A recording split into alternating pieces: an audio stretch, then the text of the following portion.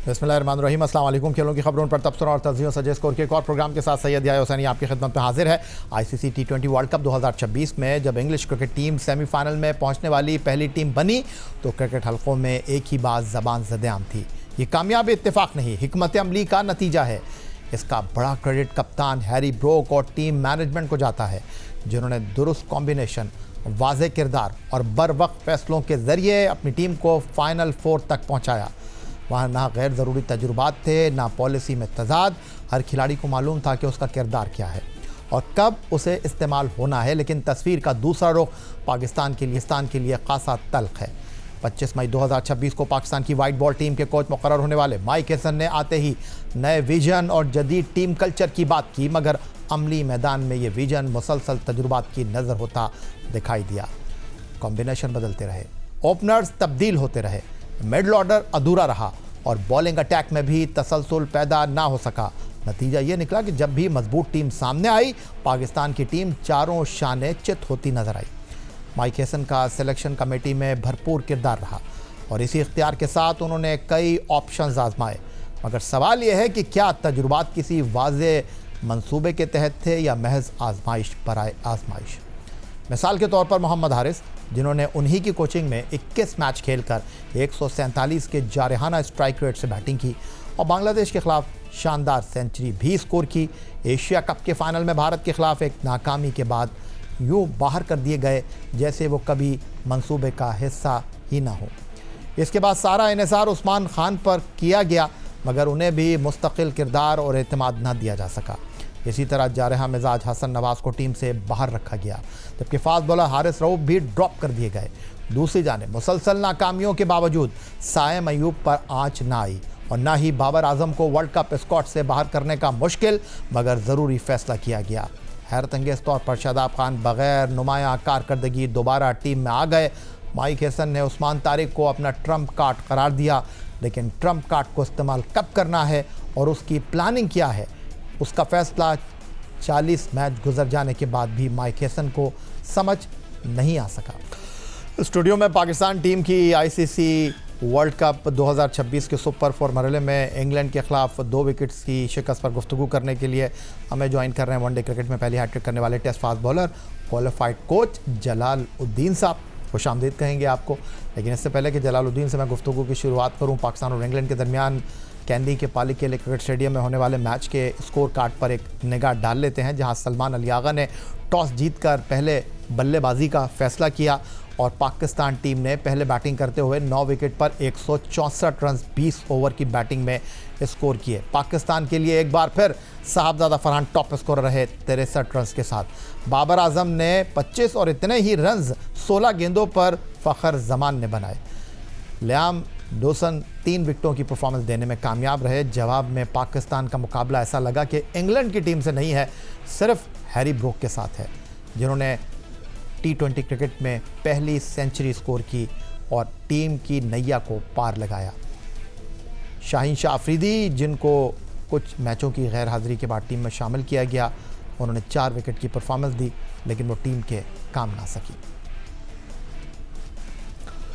जलालुद्दीन साहब, खुशामदीद कहूँगा आपको। और ये जो पाले केले में पाकिस्तान और इंग्लैंड का मैच हुआ, क्या कहेंगे? थैंक यू याया। आपने तो जो बातें हमें करनी थी आपने अपने इंटरव्यू में कर ही दी हैं कि क्यों जीता इंग्लैंड। आपने बताया कि एक्स्ट्राऑर्डिनरी परफॉर्मेंस बैटिंग की, उनके कप्तान ब्रुक की, और फिर हिकमत अमली के हवाले से आपने बात की। ये वो सारी चीज़ें थी जिसकी वजह से आज पाकिस्तान हारा। एक स्टेज पे जब पाकिस्तान ने 3 आउट कर लिए थे पावर प्ले में, उस मोमेंटम को कंट्रोल करना पाकिस्तान टीम को नहीं आया और उन्हें पता था एक वक्त पे कि ये मैच सिर्फ ब्रुक और पाकिस्तान टीम के दरमियान हो रहा है। उसके लिए इन्होंने कोई प्लान नहीं किया आउट करने के लिए, एक नॉर्मल क्रिकेट उसके साथ खेलते रहे और वो इतना बेहतरीन आज खेले हैं कि उनकी शॉट सिलेक्शन, उनका टेम्परामेंट, उनकी गेम सेंस, सारी चीज़ें आज हमें देखने को मिली। और हम बार बार, मैं जो कहता हूँ आज भी कह रहा हूँ कि हम इन चीज़ों को लैग करते हैं। हमारा शॉट सिलेक्शन अगर देखें, जो भी हमने रन बनाए, 164 रन इस विकेट पे बुरे रन नहीं थे, एक अच्छा स्कोर था। और हम खुद भी शायद ये नहीं समझ रहे थे कि ये स्कोर अच्छा होगा, यह स्कोर अच्छा था, उन्हें समझ लेना चाहिए था। मगर जो एक ओवरऑल गेम को कंट्रोल करना, जिसमें कैप्टनसी की भी बात कर ली आपने, कोच की भी बात की, और प्लेयरों का एटीट्यूड, ये देख के आप अंदाज़ा लगाएं कि हमारी टीम का स्टैंडर्ड, जब भी कहीं ऐसा मौका मुश्किल आता है तो वहाँ हम एक्सपोज हो जाते हैं। वही आज भी हुआ, कुछ उनकी क्लास डिफरेंट थी, उन्होंने वो चीज़ को साबित किया ग्राउंड में और वो मैच जीते। तो मैं तो यही कहूँगा कि इससे बिग डिफरेंस दोनों टीमों में था। अब आप कहेंगे सिलेक्शन ये होता या वो होता, मैं कह रहा हूँ कोई भी सिलेक्शन होता, हमारी परफॉर्मेंस पे कोई बड़ा फ़र्क नहीं पड़ेगा, क्योंकि हम जो प्लेयर लेके जाते हैं उसमें से मैंने पहले भी ये बात कही थी कि ज़्यादा 4-5 प्लेयर तो पहले डिस्कार्टेड थे, कई दफ़ा आजमाए गए, निकाले गए, आजमाए गए, निकाले गए और आखिर में भी टीम में आ गए। जो बात आपने की कि हमारा कोच माइक हेसन ने अब तक यही नहीं समझ सके कि कौन सी टीम और किस बैटिंग ऑर्डर या किस तरह से वो खेलेगी, और ये टूर्नामेंट भी शुरू हो गया और हम चेंजेस कर रहे हैं और हम अभी भी तजुर्बा कर रहे हैं। मैं हेसन पर बात करूंगा आपसे, सॉरी, लेकिन जो बुनियादी सवाल है वो ये कि आपने पहले बैटिंग की 164 फॉर 9 किए आफ्टर 20 ओवर, 165 का टारगेट। उस वक्त कहीं मुश्किल लगने लगा इस मैच में इंग्लिश टीम को, जब की विकेटें धड़ाधड़ गिर रही थी। लेकिन जिस तरह आपने हैरी ब्रोक को फुल क्रेडिट दिया, और वाकई उन्होंने सिंगल हैंडेडली इस मैच को इंग्लैंड के लिए बनाया। न सिर्फ वो सिंगल डबल कर रहे थे, बल्कि जहां बड़ी हिट लगाने का मौका उनको मिला उन्होंने लगाया, शादाब पे उन्होंने अटैक किया। सवाल यहाँ पर यह है कि कप्तान ने गलती कहाँ की? क्या आपके पास उस्मान तारिक के अलावा कोई बॉलर नहीं था जिसको हम कह सकते हैं कि विकेट टेकर था, या आप पूरा इन्हिसार उस्मान तारिक पर कर रहे थे? वो जो माहौल शाहीन आफरीदी ने आपको बना कर दिया, आप आउट ऑफ द बॉक्स कुछ नहीं कर सके। हमने कप्तान को देखा इंडिया के ख़िलाफ़, वो अभिषेक शर्मा के ख़िलाफ़ बॉल डालने के लिए आए। क्या यहाँ पर कप्तान को नहीं आना चाहिए था? कुछ गलती कहाँ की? देखिए, आपने ख़ुद इस बात को भी एक्सप्लेन कर दिया कि जब हमने 3 आउट कर लिए थे तो उस वक्त मैच हमारे कंट्रोल में होना चाहिए था। ब्रुक ने एक्स्ट्राऑर्डिनरी खेला, सबको पता, मगर हमें ये चीज़ जो आप कह रहे हैं वो भी मैं ही कह रहा हूँ कि इसके लिए आपको कोई गैम्बल करना था। ब्रुक को आउट करने के लिए आपने कोई कोशिश अलग से नहीं की, आप एक रूटीन में चलते रहे, जो आप घर से लिख के लाए थे वही आप कर रहे थे। आपको ये बात इसलिए भी कर रहा हूं कि ब्रोक जो है एक एंड से विकेटें गिर रही थी, लेकिन उन्होंने रन रेट को डाउन नहीं होने दिया। उन्होंने डाउन द विकेट जाकर लंबी शॉट भी मारी, रन रेट को मेंटेन किया। वो प्रेशर जो पाकिस्तान उनको पर बनाता उन्होंने बनने नहीं दिया। एग्जैक्टली, तो हम जब भी तो कह रहे हैं कि वो एक्स्ट्राऑर्डिनरी इनिंग खेले हैं, और उन्होंने जो भी रन्स बनाए, जो भी शॉट्स खेले, वो एक कैलकुलेटेड रिस्क लेके खेलें और उसमें वो सक्सेसफुल रहे। ऐसे नहीं है कि आपने बैट, हम जो 2-3 हमारे प्लेयर आउट हुए हैं, जिसमें साम अयूब कह लें, कप्तान कह लें, वो बैट शॉट सिलेक्शन था जिसकी वजह से आउट हुए। यहाँ पे हमने देखा कि ब्रुक ने जो शॉट सिलेक्शन थी बहुत ही आला किस्म की थी, और इसमें जो सबसे अहम बात है जिसको मैं क्रेडिट दूंगा, जो जिससे 7, 8, 10 रन के करीब बने, वो उनकी extraordinary running between the wicket थी। वो बड़ी काउंट होती है, दूसरी टीम फ्रस्ट्रेट होती है और उसमें वो रन एक रन ऐड करना ऐसी स्टेज पे जहाँ मैच आपके लिए मुश्किल हो रहा है, वो काम उन्होंने करके दिखाया। तो ओवरऑल क्रिकेट उन्होंने बहुत बेहतर तरीके से खेली है, हालांकि वो अंडर प्रेशर भी आए। तो जो मैं बार बार एक बात कहता हूँ कि जो क्वालिटी प्लेयर होता है वो कहीं ना कहीं अपनी इस क्लास को दिखाता है। तो हमने देखा कि यहाँ पे ब्रुक ने आज अपनी टीम को जिताया और ये साबित किया कि वो एक क्वालिटी प्लेयर हैं, चाहे वो टेम्परामेंट के हवाले से हो, चाहे शॉट सिलेक्शन हो, चाहे उनकी स्किल हो, और वो मैच जिता के ले गए। ये एक बड़ा कारनामा था आज के लिए उनका। मगर एक स्टेज पे मैच हम जीत सकते थे जब शहनशाह आफरीदी ने 3 आउट कर दिए थे उनके, और उनके में भी कॉन्फिडेंस आ चुका था, वो भी अपना 100% देने को तैयार थे। वहाँ से मैच हमारा निकलना, उसमें कैप्टनसी का रोल, बॉलिंग चेंज भी उसमें आ सकती है, प्लस कोई गेम प्लान नहीं बनाया गया उसके खिलाफ, जो मैं ब्रुक की बात कर रहा हूँ। वहाँ पे आपको बाय करना था, वहाँ आपने थोड़ा गैम्बल करना था, ताकि इसकी अगर विकेट उस वक्त मिल जाती। हमें हाफ वे अंदाज़ा हो गया था जब तक ब्रुक खेला है, मैच अभी हमारे हाथ में आया नहीं है। ब्रुक आउट होगा तो फिर बहुत बड़ा चेंज आना था, वो हमने किया नहीं। आपकी बात से मैं एग्री कर रहा हूँ कि कप्तान को वो करना चाहिए था। अगरचे पाकिस्तान को 2 विकेट से माली किले में नाकामी का सामना करना पड़ा है, मायूसी है। सलमान अली आगा की कप्तानी पर उंगलियां उठ रही हैं। कोच माइक हेसन की बतौर कोच प्लानिंग जो है वो इस वक्त मौजूए बहस बनी हुई है। लेकिन इन तमाम मायूसियों में सबसे अहम बात यह है कि ICC T20 वर्ल्ड कप 2026 में पाकिस्तान का सफ़र अभी ख़त्म नहीं हुआ, अभी इफ़ एंड बट मौजूद हैं। एक बार फिर पाकिस्तान टीम जो है वो दुआओं के साथ और किसी दूसरी टीम की कारकर्दगी के साथ अगले मरहले में जा सकती है। कैसे? 25 तारीख यानी आज न्यूजीलैंड श्रीलंका के साथ मैदान में उतर रही है। आज भले से न्यूजीलैंड की टीम श्रीलंका को हरा दे, लेकिन 27 तारीख को अगर इंग्लैंड टूर्नामेंट में सुपर 4 मरहले में मुसलसल तीसरी कामयाबी हासिल करती है, इंग्लैंड को शिकस्त देती है, तो फिर पाकिस्तान और श्रीलंका का 28 तारीख को होने वाला मैच अहमियत का हामिल होगा और पाकिस्तान वहाँ श्रीलंका को हराकर सेमीफाइनल में आ सकता है। दूसरी सूरत में अगर न्यूजीलैंड की टीम आज श्रीलंका से हारे और फिर 27 तारीख को इंग्लैंड से भी हार जाए, तो पाकिस्तान के पास क्लियर कॉल होगी, श्रीलंका को हराओ और सेमीफाइनल में चले जाओ। और अगर न्यूजीलैंड की टीम आज भी जीती श्रीलंका से और 27 तारीख को इंग्लैंड को हराने में भी कामयाब रही, तो फिर पाकिस्तान और श्रीलंका का 28 फरवरी को होने वाला मैच डेड रबर होगा। जलालुद्दीन साहब, ये जो सिनेरियो इस वक्त बन रहा है, आप इससे कितने होपफुल हैं कि हम हमेशा दुआओं के सहारे दूसरी टीमों की कारकर्दगी के ऊपर बड़े टूर्नामेंट के फाइनल में पहुंचे हैं, चैंपियन भी बने हैं। 2022 आईसीसी T20 वर्ल्ड कप इसकी एक ज़िंदा मिसाल है, जब एडिलेड में जनूबी अफ्रीका की टीम जो है वो नीदरलैंड से हार गई थी और हम फिर सेमीफाइनल में चले गए। तो क्या इम्कानात रोशन है? देखिए, इसमें तो हम बहुत कंसिस्टेंट हैं कि हम इफ़ एंड बट्स पे आखिर में आ जाते हैं और दुआओं पे चले जाते हैं। इसमें तो हमारा रिकॉर्ड बड़ा स्ट्रेट है और इसमें कुछ दफ़ा हमें कामयाबी भी हुई है। इवन 92 का वर्ल्ड कप में भी कुछ इसी तरह के सिनेरियो बन गए थे। तो ये जब तक थ्योरेटिकल चांस है तो हम ये नहीं कह सकते कि ऐसा नहीं हो सकता है। मगर हम हमेशा ऐसी स्टेज पे आते क्यों हैं? हम क्यों नहीं क्लियर कर पाते अपने आप को कि हम एक ऐसी स्टेज पे जाके बैठ जाएं जहाँ हमें पता हो कि हमने सेमीफाइनल खेलना है।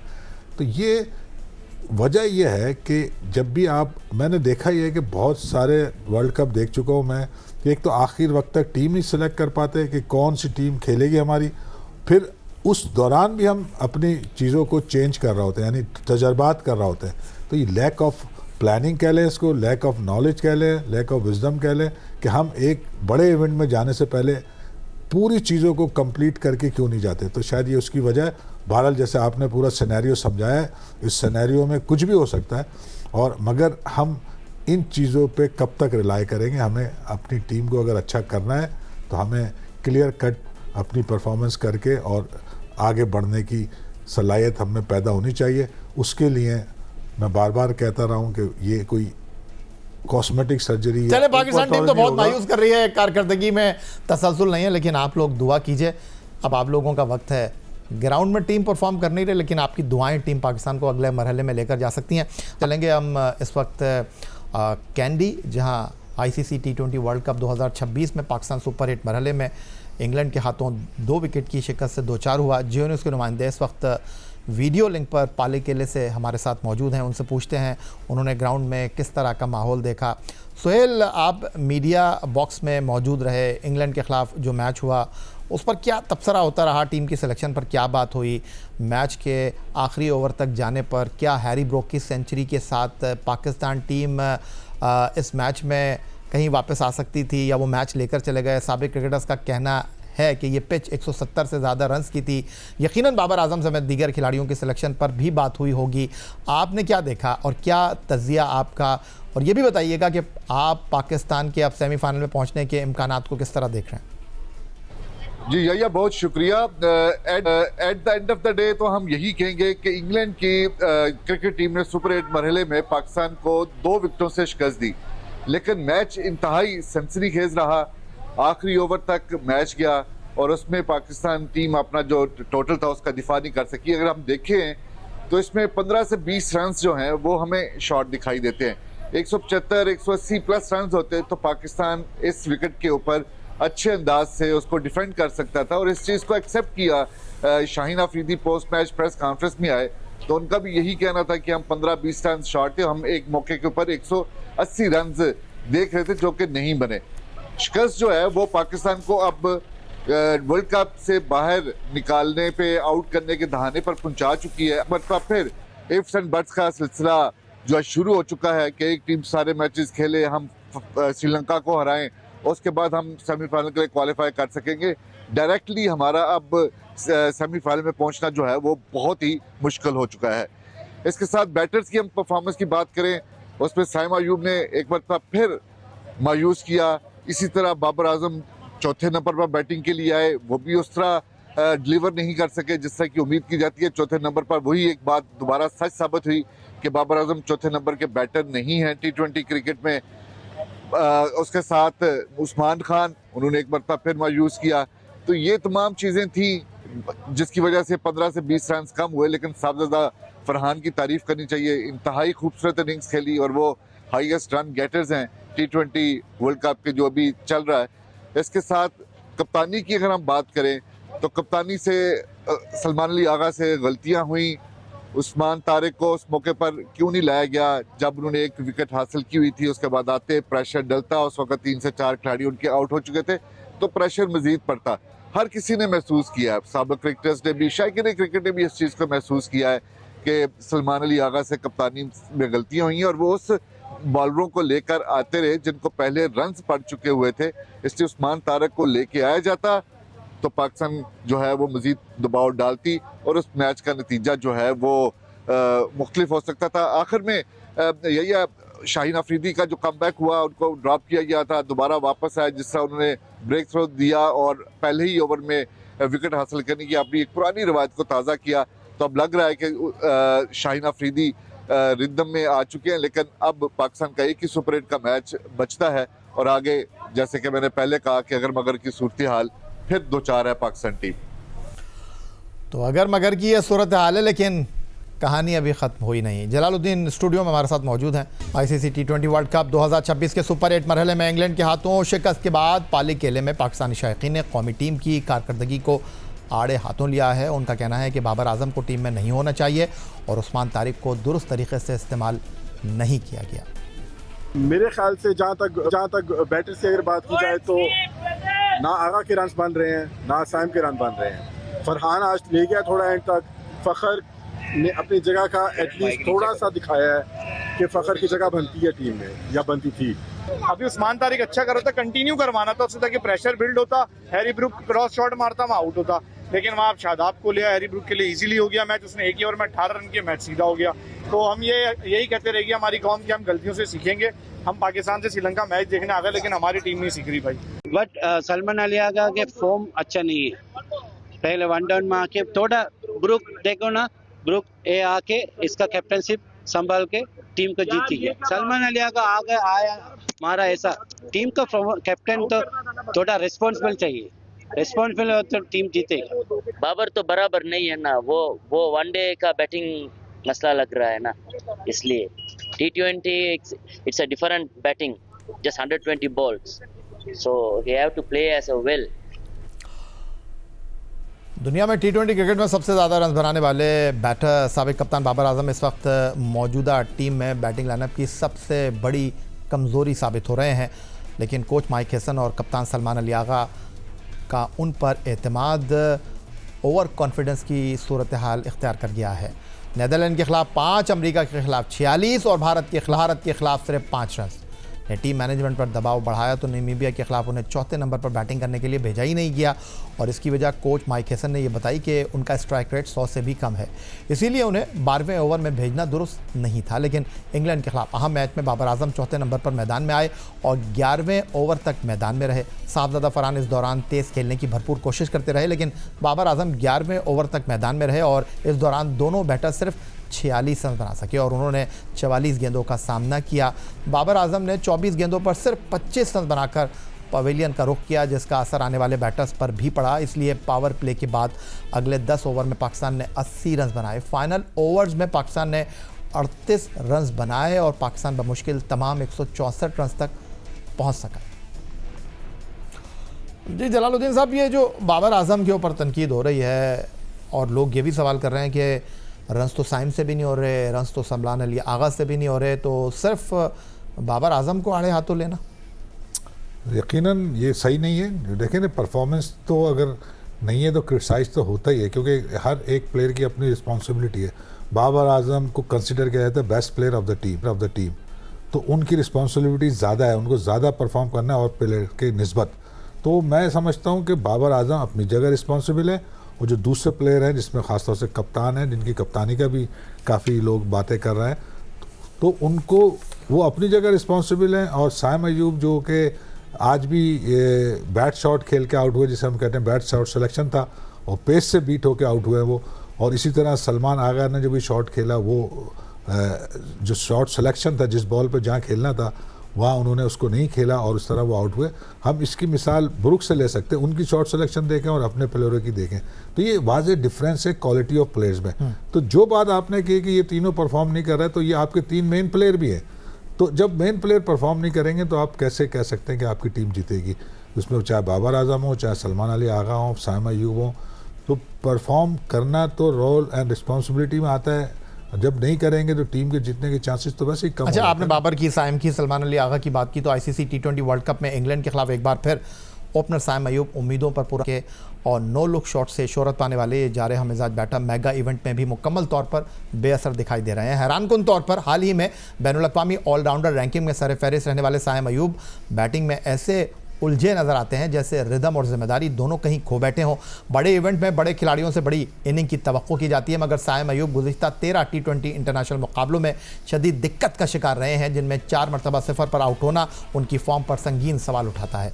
वर्ल्ड कप के 5 मुकाबलों में भी वो जल्दबाजी, गैर ज़रूरी शॉट और कमज़ोर शॉट सिलेक्शन के सबब इब्तदाई ओवर में ही पवेलियन लौटते रहे। नीदरलैंड, अमरीका और नामीबिया जैसी निस्बतन कमज़ोर टीमों के खिलाफ भी वो नुमायाँ कारकर्दगी पेश ना कर सके, जबकि भारत के खिलाफ अहम मुकाबले में गैर जिम्मेदाराना अंदाज में LBW होकर टीम को दबाव में डाल गए। सुपर 8 मरहले में इंग्लैंड के खिलाफ अहम मुकाबले में जहां पाकिस्तान को मजबूत आगाज़ दरकार था, साइम एक बार फिर जल्दबाजी का शिकार हुए और गलत शॉट खेलकर विकेट गंवा बैठे। साइम अयूब की वर्ल्ड कप में परफॉर्मेंस 24-19, 5-6, 14 और इंग्लैंड के खिलाफ सिर्फ 7 रन रही है।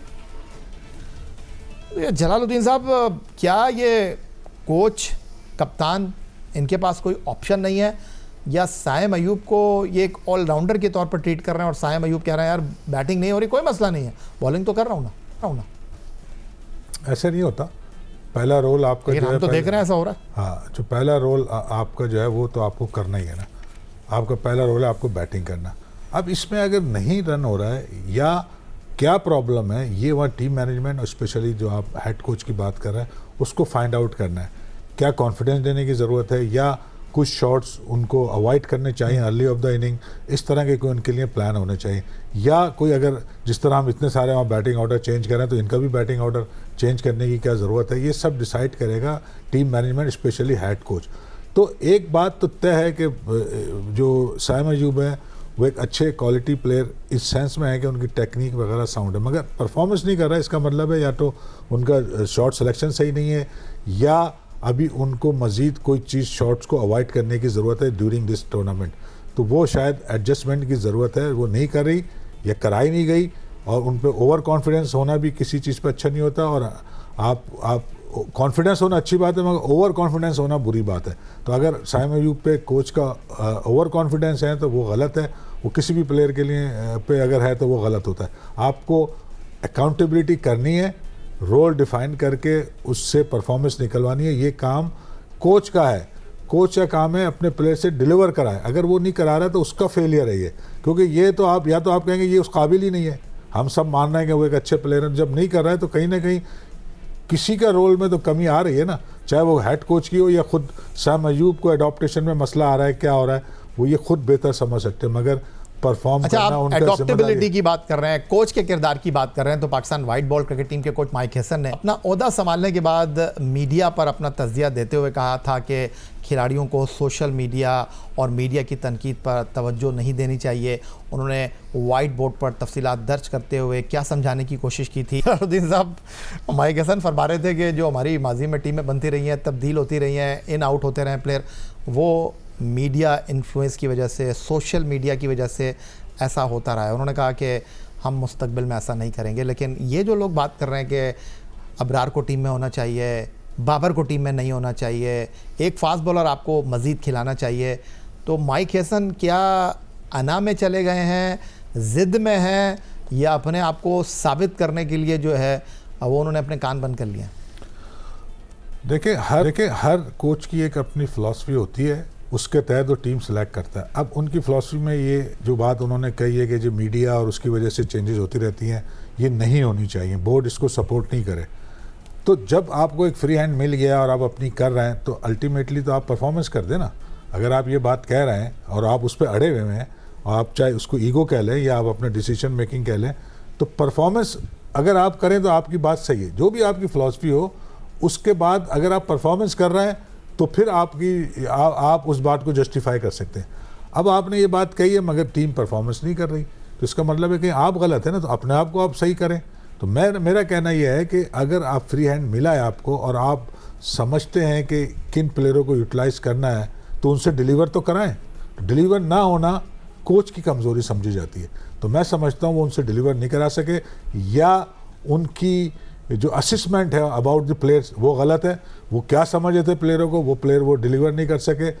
तो ये चीज़ उनको समझने की ज़रूरत है और जहाँ अपनी गलती है उसको भी मानने की ज़रूरत है। बड़ा अच्छे अंदाज में आपने एक्सप्लेन किया है। उधर पाकिस्तानी फास्ट शाहीन शाह अफरीदी ने इंग्लैंड के खिलाफ शिकस्त के बाद प्रेस कॉन्फ्रेंस में कहा कि पार्टनरशिप की कमी की वजह से वो 180 रन बोर्ड की जीनत ना बना सके, टीम को 180 रन बनाने चाहिए थे।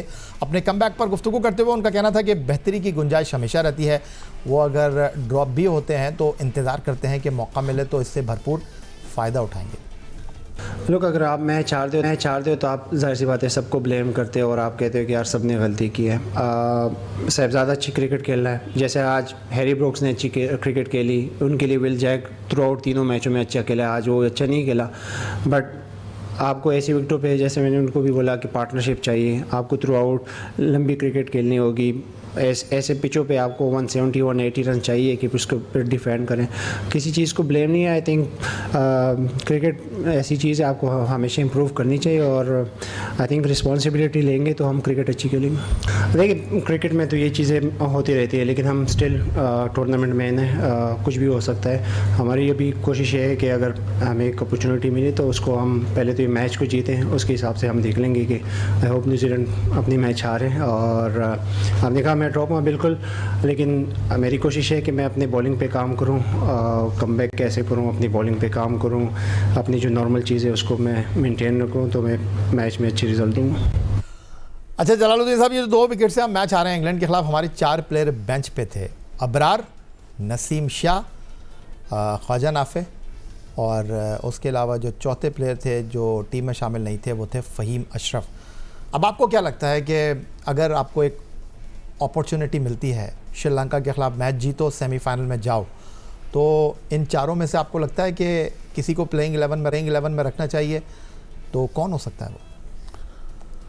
देखिए इसमें एक ही बॉलर है अबरार जिसको यूज़ किया जा सकता है इन नेक्स्ट मैच, बाकी तो मैं समझता हूँ ज़रूरत नहीं है। मगर जैसे अभी शाहीन शाह अफरीदी ने कहा कि जी हमारे रन इतने, ये वो बात है जो आपके कंट्रोल में था ना कि आप 70 बनाए, तो आप ब्लेम किसको दे रहे हैं? 170 नहीं बनाए, 175 नहीं बनाए, तो उसमें अल्टीमेटली तो आप खुद जिम्मेदार हुए ना, आपने नहीं बनाए, किसी ने रोका थोड़ी था। तो ये जो आप बात करते हैं बाद में कि इतने रन होने चाहिए थे, भाई किसने रोका था आपको? आप उस काबिल ही नहीं थे कि आप उतने रन बना सकें, तो आप अपने आप को ब्लेम देना कि हम नहीं हैं। तो ये बात कहना बाद में कि यार 20 रन कम हो गए, 10 रन कम हो गए, मैं समझता हूँ 164 रन इस विकेट पे अच्छे रन थे। मतलब मैं ये कहूँगा कि वो उससे आप उस रनों से आप मैच जीत सकते थे और एक स्टेज पे आपके मैच भी फेवर में आ गया था।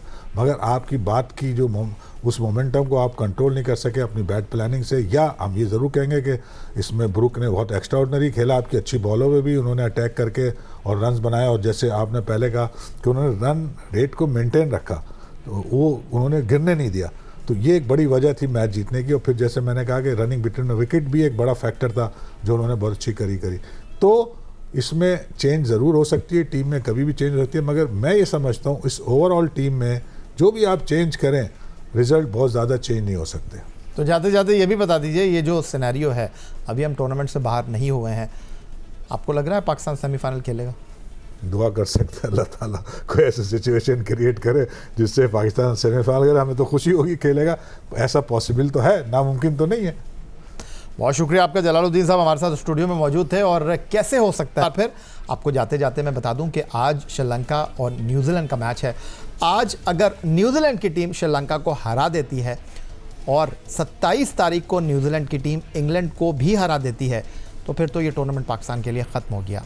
लेकिन आज श्रीलंका या 27 तारीख को इंग्लैंड के साथ होने वाले मुकाबलों में न्यूजीलैंड किसी एक मैच में शिकस्त से 2-4 हो जाता है, तो फिर पाकिस्तान की टीम श्रीलंका को आखिरी मैच में 28 फरवरी को शिकस्त देकर सेमीफाइनल में जा सकती है। यही आज का हमारा प्रोग्राम था। एक्स अकाउंट पर आप हमें फॉलो कर सकते हैं, ईमेल कर सकते हैं, अपनी राय से आगाह कर सकते हैं score@geo.tv पर। अपने आज के मेहमान टेस्ट फास्ट बॉलर जलालुद्दीन के साथ सैयद याह्या हुसैनी को स्कोर की पूरी टीम के साथ अगले प्रोग्राम तक के लिए इजाज़त दीजिए। अल्लाह हाफ़िज़।